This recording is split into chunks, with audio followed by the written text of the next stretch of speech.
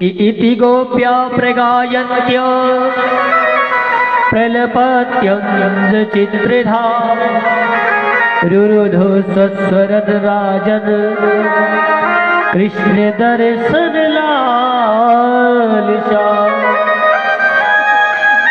परीक्षित जी से सुखदेव जी कहते हैं यहाँ गोपियां रो रही हैं, इसलिए पुत्र प्राप्ति के लिए, धन प्राप्ति के लिए, संपत्ति के लिए, बंगले गाड़ी के लिए नहीं, कृष्ण दर्शन लालसा, भगवान से मिलने के लिए रो रही है। और जब तक भगवान से मिलने के लिए तड़पोगे नहीं, रोगे नहीं, तब तक वो सामने आने वाला नहीं।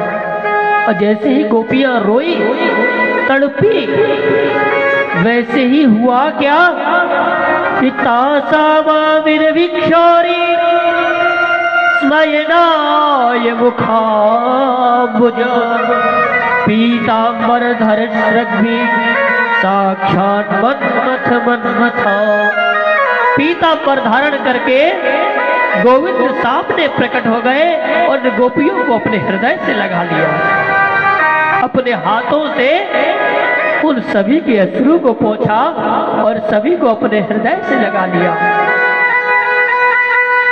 जब तक भगवान के विरह में, जब तक गोविंद के विरह में रोगे नहीं ना, तब तक वो गोविंद स्वीकार करने वाला नहीं।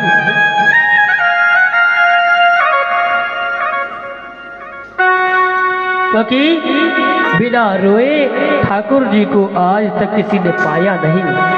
बिन रोए कित पाइया प्रेम प्यारे बीत।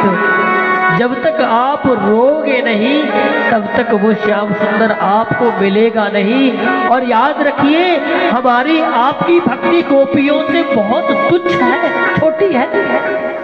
गोपियों के समान हमारी भक्ति नहीं। जब वो श्याम सुंदर बिना रोए गोपियों को सुलभ नहीं, तो हमें और आपको कैसे हो सकता है? हम चाहते हैं कि एक माला जपे गोविंद हमें दर्शन देते, कैसे सुलभ हो? जब तक उसके विरह में, जब तक उसके भजन में, जब तक उसकी कथा में विभोर होकर रोगे नहीं, तब तक वो कन्हैया किसी को मिलने वाला नहीं। इसलिए कथा मनोरंजन का विषय नहीं है, कथा तो केवल आराधना का विषय है, भक्ति का विषय है। यहाँ हम मनोरंजन करने नहीं आते, यहाँ अपने जीवन को सफल बनाने के लिए आते हैं। शायद उस कथा को सुनकर हमारे हृदय में भी करुणा भाव जग जाए और हमारे नेत्रों से जो अश्रुबिंदु उस कथा में बह जाए, जिससे शायद उस करुणा निधान के हृदय में दया जागृत हो जाए और वो हमें भी दर्शन दे दे, हमें भी अपनी कृपा का पात्र बना ले, हमें भी अपनी करुणा का भाजन बना ले। बस कथा इसीलिए है, ये कथा गाना, कथा श्रवण करना, केवल भक्ति गोविंद के चरणों में बनी रहे, इसीलिए होनी चाहिए।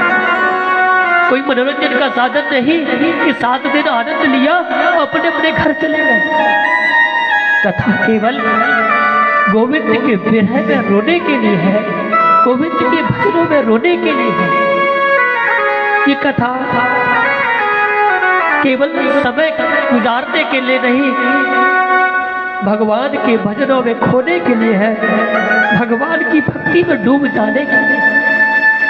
और जब गोपियों को बिना रोए नहीं मिला, तो हमें और आपको सुलभ नहीं होगा। इसलिए रोना सीखिए। रोना नहीं आया तो अभी हमारे अंदर कमी है, हमारे अंदर कुछ कमी रह गई है, जिसके कारण हमारी इन नेत्रों से जलधारा भी नहीं बह रही।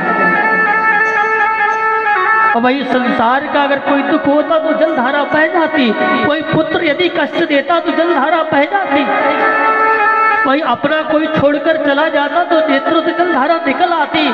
पर गोविंद की कथा में, गोविंद के भजनों में अगर ये जलधारा नहीं निकली तो ये जलधारा का कोई जीवन में महत्व नहीं। और वास्तव में इन अश्रु बिंदु का महत्व तो मैं गोविंद ही समझता है। संसार का कोई प्राणी आपके इन आंसुओं का महत्व नहीं समझेगा। अगर रोना भी है ठाकुर जी के पास रोना, हंसना भी है तो ठाकुर जी के पास हंसना,